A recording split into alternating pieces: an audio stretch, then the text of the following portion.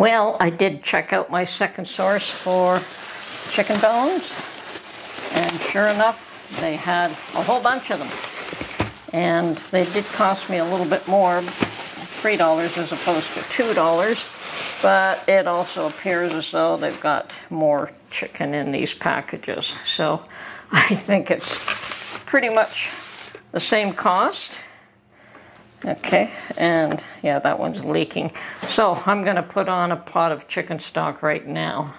And yeah, like this one's got, looks like definitely, well, let's see, open it up.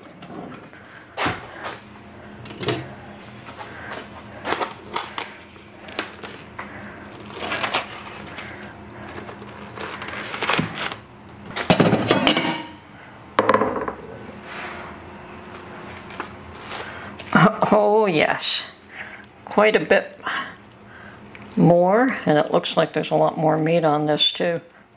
Interesting. So there's 3 whole chicken carcasses. Now I'm wondering whether I should just, I think I will just put 2 in, and I'll split that up and do 2 and 2. Yeah, because that's about the quantity that I normally have. So this would be extra. So yes, I'll split that up and put it in another bag and do 2, 2, and 2. So I've got a 3-pack supply here. Interesting. All right, looks like I'm going to be making a lot of chicken stock. Okay, so my chicken stock is on, and I also managed to find a packet of blueberries for just $1. How can I refuse? So I'm going to add some of that to my yogurt cup as well as a strawberry.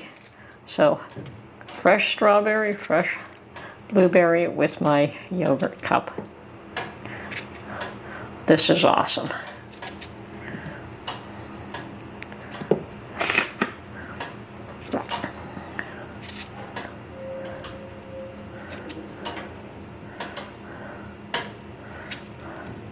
Wonderful. Okay, now I'm going to go have a little treat. And I definitely washed both the blueberries and the strawberries and the containers, and I put them right back in their own containers. So we're all good to go. Yummy, yummy, yummy. Put these in the refrigerator, and I'll have them again with another yogurt cup later on. Good afternoon, everyone. This is Tony from her Homestead Skills. So I do have my chicken stock on now, and I've had my yogurt treat with fresh berries. I didn't post anything yesterday because I wanted to take time to reflect on the events of the past week, I guess, or so, and not jump to any conclusions or influence anyone in any negative way, because that's not my intent. I would not want to goad anybody into doing anything that they would regret later on. So, and I've been reflecting on the differences, I guess, between what happened in Canada a few years back and what's happening in the US right now. And in Canada, the big disruption, I guess, was the truckers' convoy, and how the government reacted to that, where they in effect declared martial law, seized people's bank accounts, and just took a really, really, really heavy hand in order to control the situation.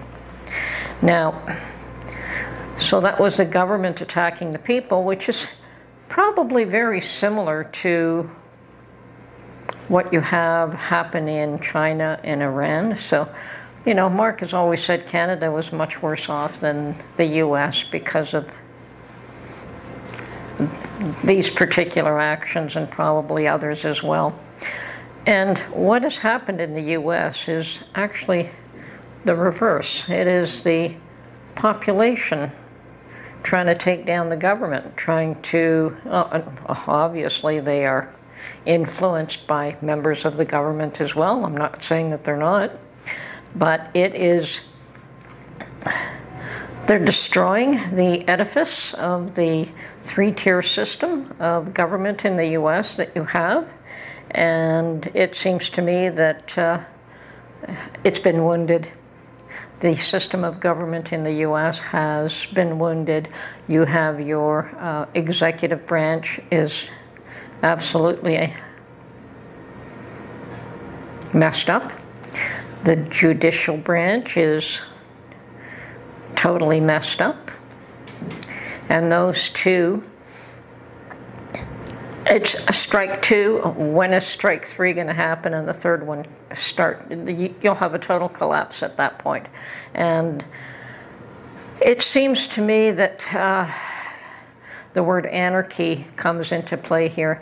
Now, I've looked up the term anarchy, and, you know, there's good connotations for it and there's bad connotations for it. And there are those that think that anarchists are very much like libertarians. They just don't want to have a government tell them what they can and can't do.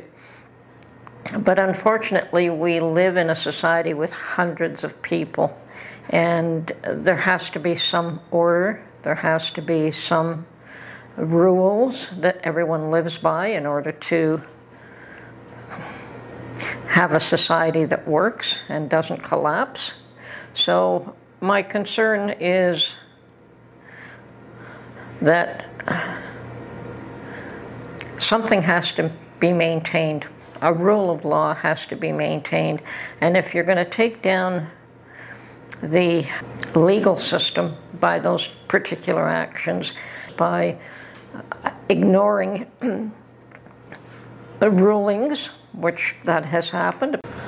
The dilemma here is if the anarchists get their way, what are they going to do to replace the, you know, they want to take down the government. That's a given,